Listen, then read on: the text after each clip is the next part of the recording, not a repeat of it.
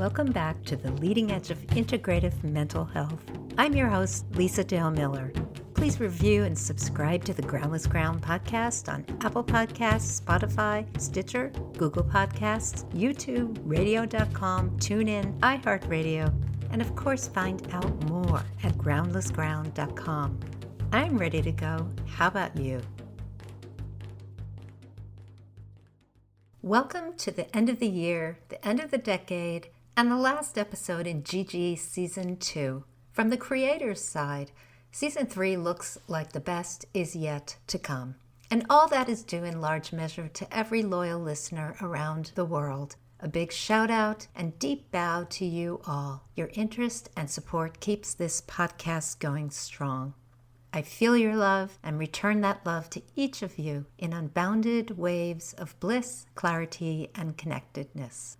It's been a challenging year globally in so many ways, and certainly climate disruption tops the list of 2019's human failures. We utterly fail to comprehend the consequences of our continued denials, delayals, and complacency. And America is truly the worst offender. And I suspect this is because temperature rise is always described in Celsius, a numbering system Americans don't relate to conceptually or emotionally. We speak Fahrenheit. A 1 degree Celsius rise doesn't sound like much to Americans. A correlative 33 degree Fahrenheit rise sounds terrifying. So you're about to hear a Dharma talk I gave in September, which lays out the hard truths of inhabitability that come with climate disruption and temperature rise. All numbers are given in Fahrenheit. None of what you're about to hear is conjecture or climate science's worst-case scenario. Nonetheless, it is alarming. And I try in this talk to make sense of what it is about our human evolutionary wiring and our kleshic perceptual habits that makes it so hard for us to truly comprehend the enormity of destruction we are causing our planet and its inhabitants. This Dharma talk is not an exercise in finger pointing. I fully admit my own culpability. And I pray this episode inspires others to renounce denial and fully embrace individual and collective actions in this next decade that can in some way mitigate the horrors of climate disruption. First of all, Shana Tova for any of you who are Jewish like me.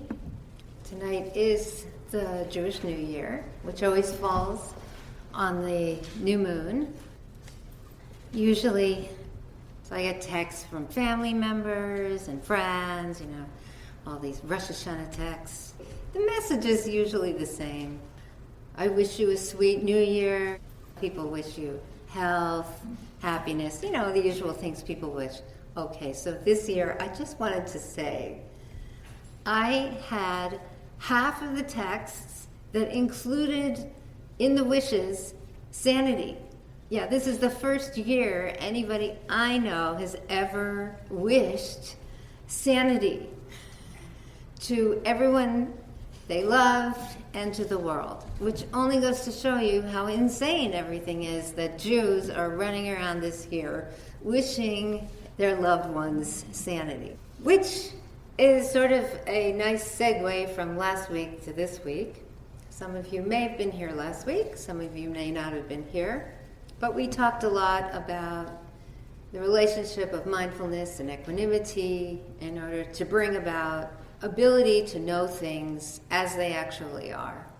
So I thought that I would go a little deeper, but also a little more current. And I have a little help tonight from both the Buddha and Bhikkhu Bodhi. For any of you who don't know, one of our most dear, esteemed Theravada Buddhist teachers is a gentleman named Bhikkhu Bodhi.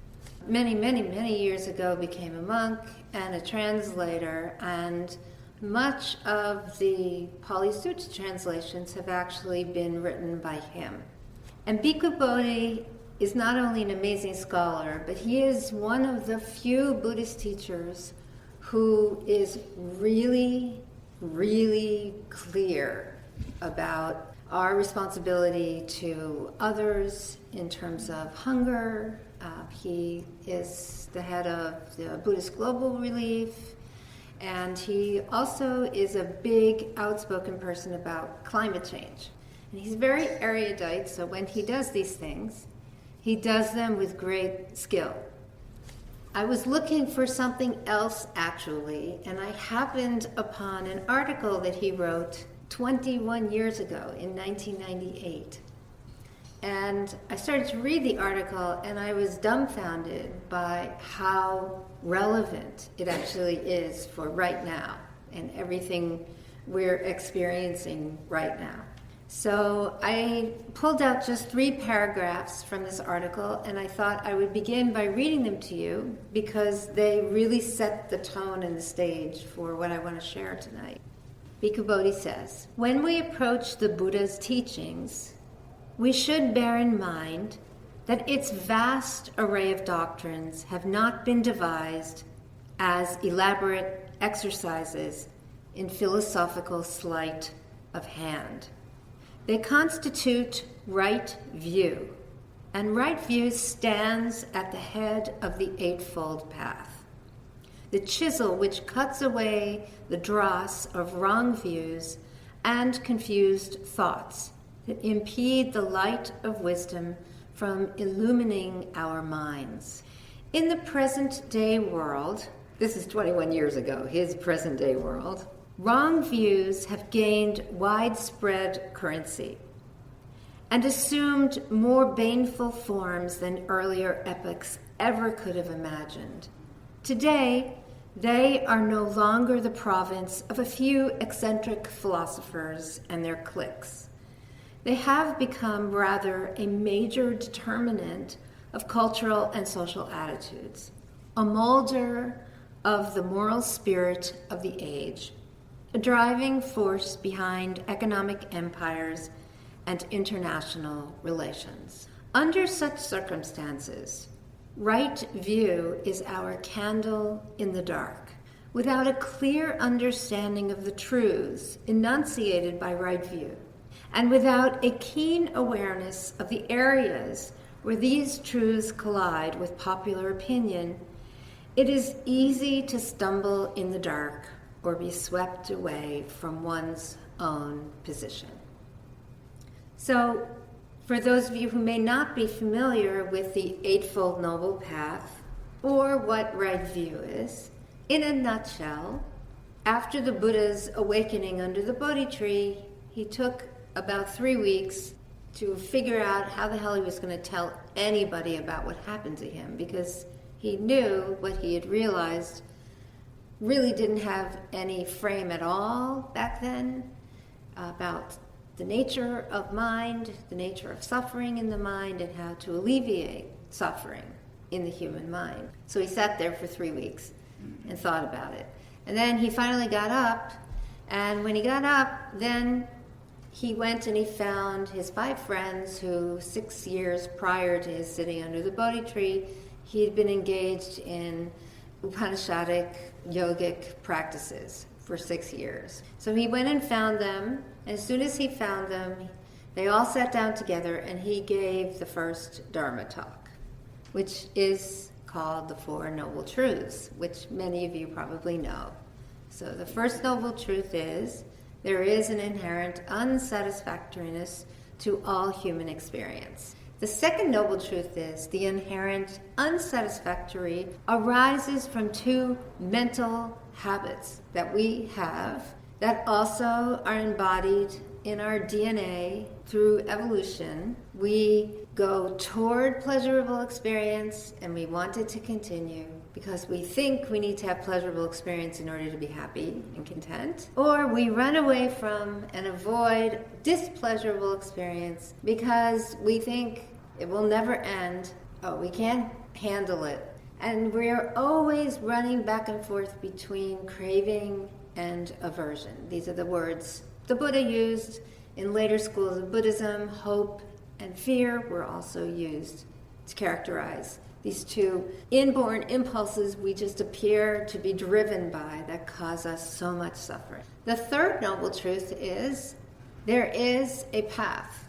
to end being dragged around by your nose by craving and aversion. And the fourth noble truth is what's called the Eightfold Noble Path, which is these 8 steps a person can take in order to be able to awaken to the nature of the way things actually are. And the first of those steps is called right view. It's a little weird because, frankly, right view is a little hard to step right into. So at the start, right view may be merely conceptual understanding. Oh, I understand everything comes and goes. I can't hold on to any particular experience. So I will look for the coming and going, the impermanence in all things. Oh, I also understand that even though it feels like there's this little thing inside of me I call me, and then everything else outside of me, actually that's just a perceptual illusion. There is no separation between coming and going of internal phenomena. It all arises interdependently, and that is called emptiness. The self is empty of separate existence, and all the things in the world are also empty of separate existence. But of course, over time, conceptual understanding with study and reflection, basically and usually some meditative practice, concepts about right view gradually become direct knowing of the way things actually are. And the attainment of right view is, at its core, essentially a matter of direct knowing. And direct knowing, I love this, in the Tibetan Buddhist tradition, this is the way they describe direct knowing. They use the analogy of the moon. I've heard of the moon. There's this thing called the moon. I've heard of the moon. It rises when the sun sets. It lights things. It has this cycle that goes from nothing, like tonight. You can't see the moon tonight. It's a new moon. Very small, and then sliver, quarter, half, 3/4, and then full, and when it's full, it's big, and it has a face of a human being, okay, that's conceptual understanding of what the moon is. But you have not seen the moon yet. And then, amazingly, one night, you're near a body of water, and your friend, who knows what the moon is, shows you the reflection of the moon in the water. You're, that's the moon. This is the moon. I'm seeing the moon. So this is very much like what we did last week. These series of understandings, and they get better and better. And now you think you know the moon, but then all of a sudden your friend says to you, look up. And you look up, and there's the actual moon. And now you really know the moon. So this is the way right view is. Over time, through your experiences, you get more intimacy with what it means to know things as they actually are. For householders like us, to me, right view, at its core, is a matter of understanding the things that trip you up. Because that's when you're going to meet right view right in the face, in the midst of something that makes you suffer. And depending on your relationship with it, how much you experience the reality of it, the less suffering you're going to have, the more you will be directly experiencing right view. This just is my opinion about it. Maybe that's because I'm a psychotherapist. I think that for us, this is a really good way to know directly right views. Certainly from the moon view in the lake. That's like real moon view in the lake. When you realize the pitfalls of wanting, aversion, and clinging to false views, it actually enables some of the other 7 steps of the Eightfold Noble Path. Right intention, virtuous conduct, mental purification, wise livelihood, wise speech, wise effort, and then, of course, eventually you see the actual moon in the sky, which is unobstructed knowing, what we talked about last week, this unshakable deliverance of mind. So I'm going to shake your mind up a little bit now. Are you ready to have your mind shaken up a little bit? This will not be pleasant. I have been reading a book called The Uninhabitable Earth, Life After Warming. I don't know if any of you have read this book. It's fairly new. I thought I would give you a taste of what our future looks like. This book is a conservative view of what our future looks like. This is not overblown. This person is not going for the worst case scenario. In fact, he keeps trying to elicit the reader into, okay, I'm going to tell you the best case scenario. We may not have the best case scenario, but basically, this is what I'm doing. At 51 degrees Fahrenheit of warming, more than half the world's population, as distributed today, would die of direct heat. But at just 41 degrees of warming, according to some calculations, whole parts of the globe would literally be unsurvivable for humans. At 42.8 degrees of warming, summer labor of any kind would become impossible in the lower Mississippi Valley, and everybody in the United States east of the Rockies would suffer more from heat than anyone anywhere in the world.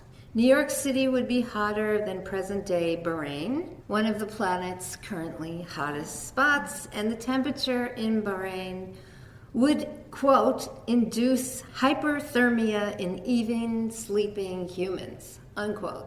Yeah, you'd spontaneously combust in your sleep in Bahrain. 41 or 42 degrees of warming is unlikely by 2100, which is 80 years from now. The best case scenario for global warming is now between 35 to 36.5 degrees by 2100. Should I read that again? You thought we were going to be in the clear in 2100. No. So 41 or 42 degrees of warming is unlikely by 2100. The best case scenario for global warming is now between 35 to 36.5 degrees of warming by 2100. It's like 6 or 7 degrees less of warming. So 35 to 36.5 degrees of warming will lead to more deserts and food shortages because of increased drought, at least 6 feet of sea level rise, the permafrost melting at the poles and releasing methane stores of 100 billion tons of carbon, massive wildfires, intense storms, and freshwater source drain. So that's our best case scenario in 80 years. And there's no way to turn this around now. It doesn't matter what we do. So what does this mean for right view? Just take a moment and ask yourself, how do you bring right view to bear upon this? Our existence becoming something we've never known before as a species. Everything, all of our expectations for the way humans live, just gone. It's pretty overwhelming. So there are many ways, I think, to try to come to terms in some way with the disaster that we are facing. And it is a disaster. There's no two ways about it. You just can't. You can't paint it any other way.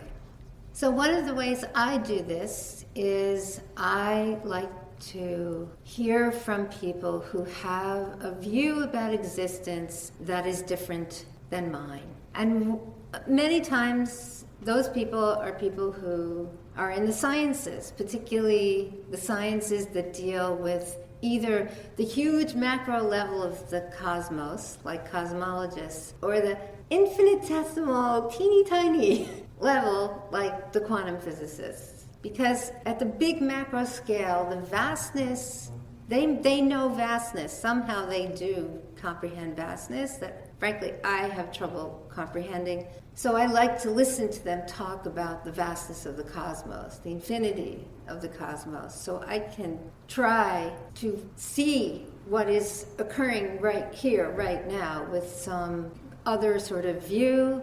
And then, of course, that infinitesimal quantum reality, which, frankly, is so completely other than classical physical reality and is equally almost impossible to comprehend. So one of these people is Lenny Susskind, and Lenny is a professor of physics at Stanford, and he's one of the fathers of string theory, and he is a quantum physicist, and his father was a plumber in Brooklyn, and actually he likes to say he didn't even know physics existed until he was 20, because he was a plumber with his father. I heard a recent interview, and the interviewer was talking to him about some of the things that he's worked on for a long time. And at one point, Lenny just stopped him and he said, look, everything is emergent, which frankly has a lot to do with global warming. I mean, this whole situation is emergent. It's all emerged from the ways that we have treated the planet. It's just come out of that. So then the interviewer asked Lenny, if we look at the deepest nature of reality, whether it is quantum mechanical or observed, what does this mean for our perception of having free will?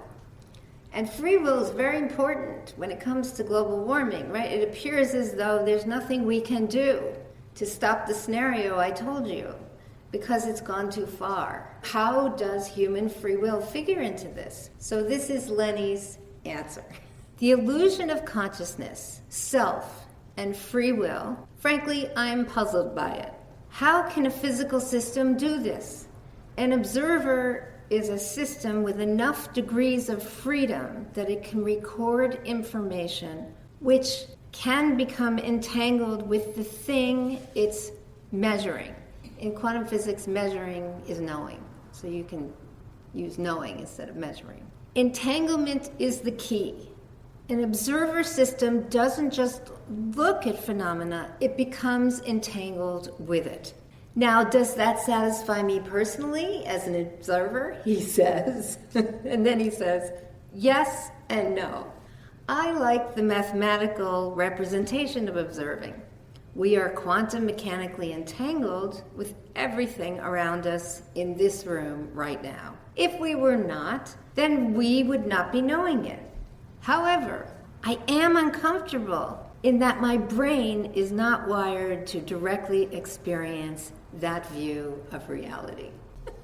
Lenny Susskind is an awakened Buddha. I thought, yes, this is the problem. This is our problem with global warming. We cannot imagine this disaster that I have just told you is going to happen. I mean, mathematically, obviously, climate scientists and computers, our fabulous computing AI friends, they can tell us exactly what's going to happen because computers are able to simulate what's going to happen. You just input all the conditions we've got and bam, there it is. It's not rocket science. On the other hand, we're not wired to directly experience entanglement the way we are part of what is emerging. And because we're not wired to directly experience it, we continue the suffering. This is why there's still people walking around saying there is no global warming. Why there are people driving cars that are not good for the planet. Why people are still eating massive quantities of meat, which is definitely not good for the methane on the planet. Why people just keep doing all the things we're doing because we do not have the view of entanglement directly.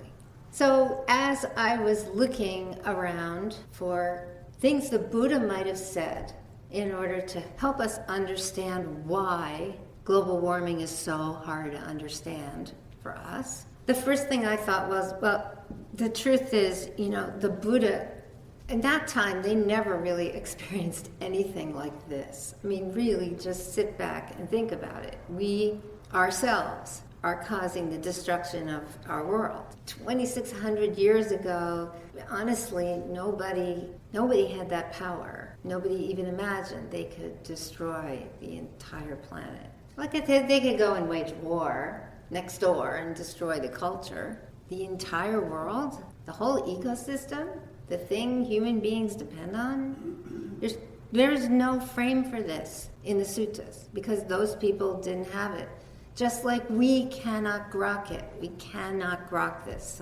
But, in fact, as the Buddha is so marvelously capable, I did find a few suttas that helped. And the one I really liked the most, especially because of the end of this sutta. I've never heard a sutta end this way. So we're going to talk a lot about the end. So this is the Mula Pariyaya Sutta, which is the sutta on the root sequence of phenomena. How's that for a scientific title for a sutta? The root sequence of phenomena. It's the very first sutta in the Majjhima Nikaya. As usual, I've edited it down. It's gotten rid of all of the massive quantities of repeats, taken it right to its essence for you. So the Buddha was in Savatthi Grove, and he gathered all of the monks. And he said to the monks, I will teach you the secrets of the root of all phenomena. A non-practitioner perceives the earth as earth. Doing so, a non-practitioner conceives attributes of the earth, all the qualities of the earth, and everything that comes out of the earth. A non-practitioner knows all of these things. And yet, in that knowing, a non-practitioner views earth, its attributes, and everything that comes forth from the earth as me and mine.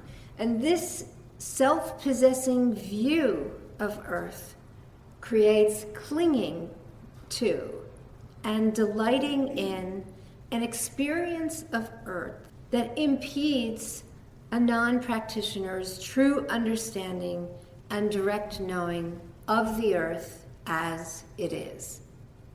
So what the Buddha is saying here is the view, me and mine, which to me is the entire crux of why we are in the situation we are in right now around global warming, is our view of me and mine. This earth is me, I get to direct what it does, and it's all mine. So that view means that people are viewing earth through the lens of permanence, safety, stability. There's a total inability to perceive the awful truth about what is to come. Is also a difficulty accepting personal responsibility for the disaster, because the mind is clinging to personal views about who we are and what our actions actually do with respect to causation. We do not clearly see our actions leading to this disaster in 80 years.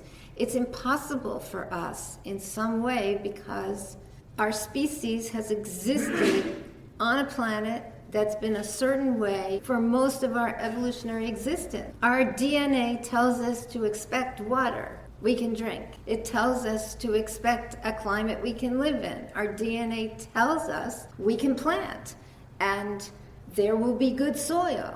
It tells us the ocean is an awesome place to go visit. It's great to go in, unless of course it's California where it's too cold. It's awesome, it looks beautiful, it smells amazing, it sounds amazing. We get a lot of food from it, and the ocean will always be there. We don't think of the ocean as a killer. I mean, literally, the ocean is going to swallow up pretty much every beach you know now. In 100 years, it will not be there. And many cities, like New York City, flooded. We don't have a frame for this. It's not wired into us. And just like Lenny said, we are not wired up to directly know this view of the reality that we're facing by 2100. And we are also not wired up, let me just say, to the idea that we are causing the death of our children and grandchildren. Human beings are not wired up like this. I'm sorry, we're not. We have oxytocin. We give birth to children, right? And children have a long latency, so we love them. We love them like nothing else, and we will do everything we can for them for a really long period of time because we're dependent creatures, and we are wired up to love and care for our children and keep them safe. So like the whole idea that we are leaving an inhabitable planet to our children is unthinkable for us. We can't go there. It's not a view of reality we can go to. And this, according to the Buddha, all comes from the false view of me and mine.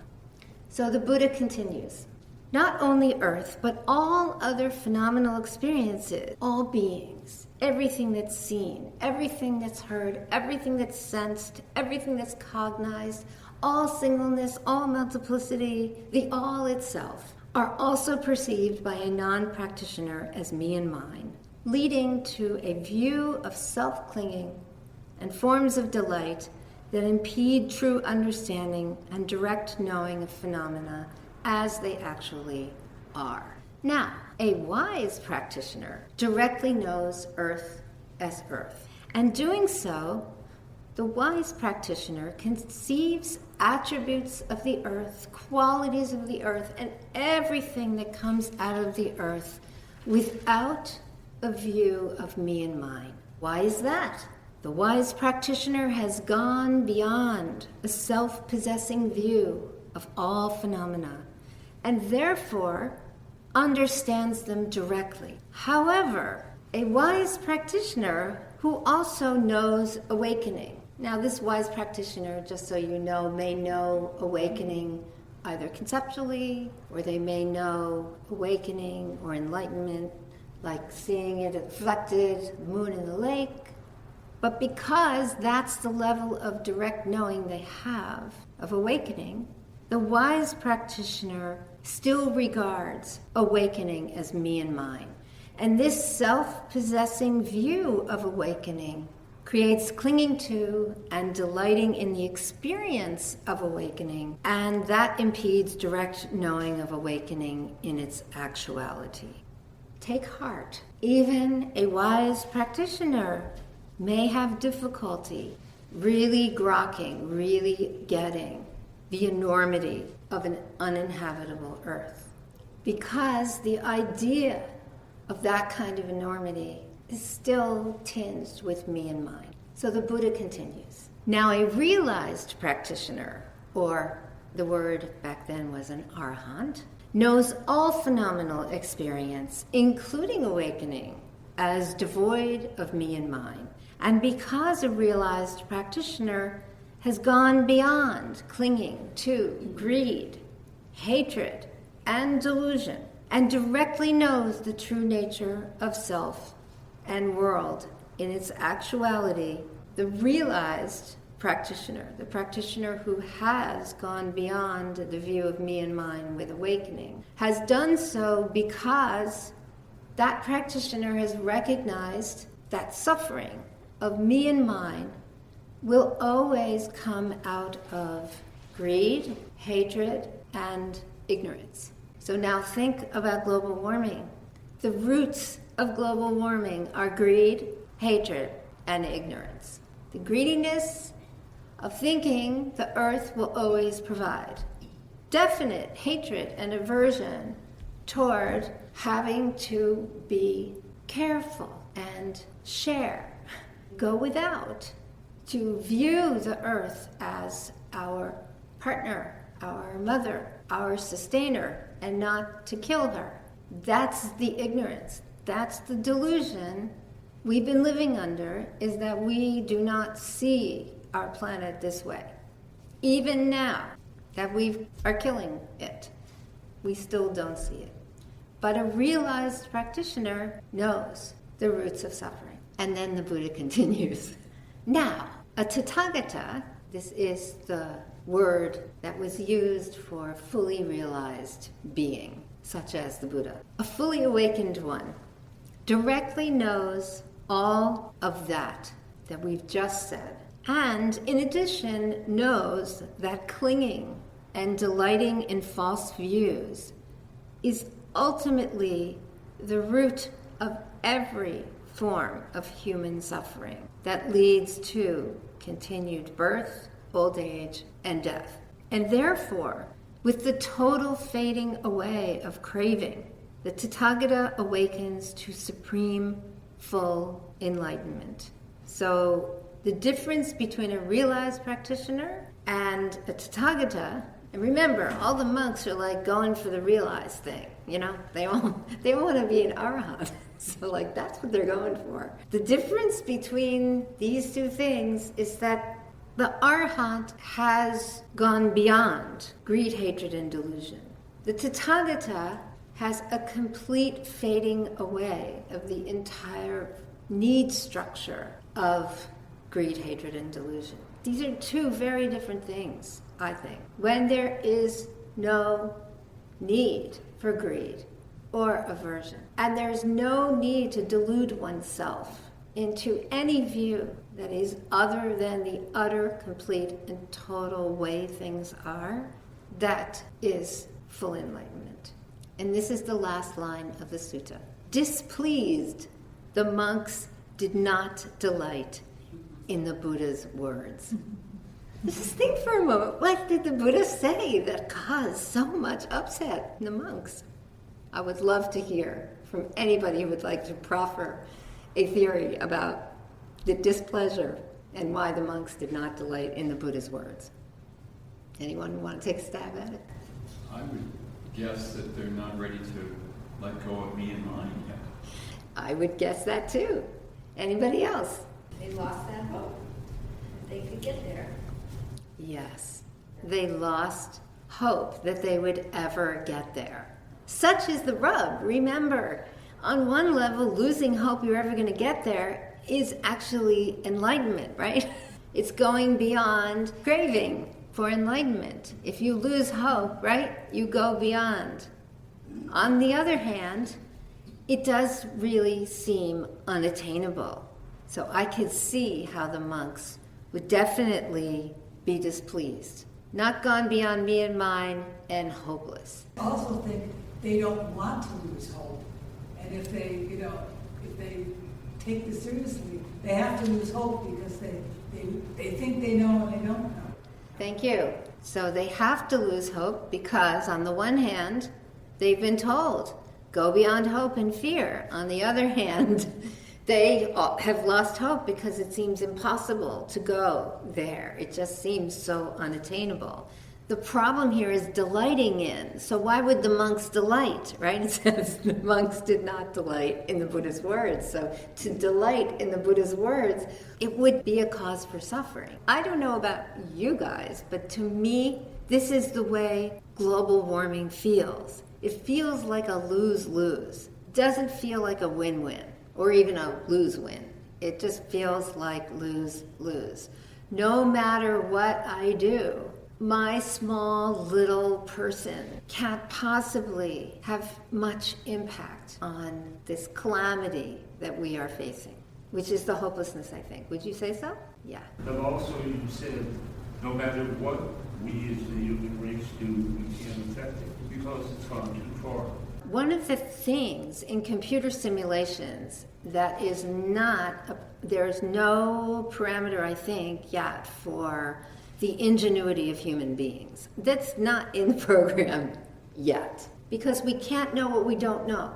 So on one level, going beyond me and mine might actually look like I need to find a way to go beyond my hopelessness and commit to doing what I can do anyway. And at some point, if enough people on this planet go beyond selfishness and go beyond hopelessness and go beyond denial and delusion and their aversion to this whole thing, it's possible that we might be able to have some impact at some point. Maybe not in 100 years, I don't know, but maybe in 150 years. Maybe technology might be at a certain point where we might be able to have some impact. I can't know this. I am not a Buddha. On the other hand, I do know that I can, as best I can, try to limit my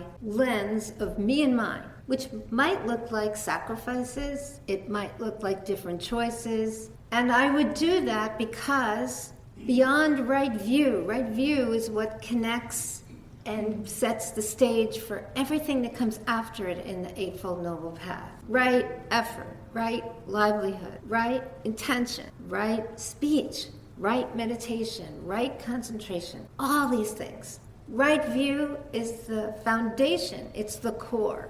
So if I am having in my mind that I might be walking around at my stage of development as a practitioner, just knowing there's a moon, or I might be walking around at my stage where I can actually see the reflection of the moon. Either way, knowing the moon, seeing the reflection of the moon means that I'm attentive to when I am caught in greed, hatred, and ignorance. and doing whatever I can to not act on it, to check it before I do anything that might create more harm that's already been created. To me, this is the only way to go beyond hopelessness, to go beyond the feeling that I can't have any impact, to go beyond waking up every morning heartsick because as a 61-year-old, I didn't do anything for a long time to stop what's happened. It's my generation that's done this. We're the ones that got lost in our greed. We're the ones that were so attached to comfort.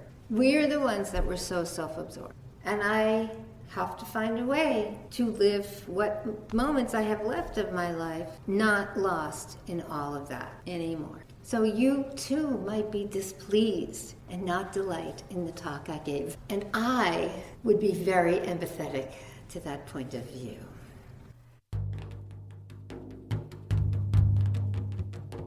Thanks for listening to today's show. To get in touch, please visit groundlessground.com. Let's dedicate our efforts to the healing of our planet and all its inhabitants. See you next time on the Groundless Ground.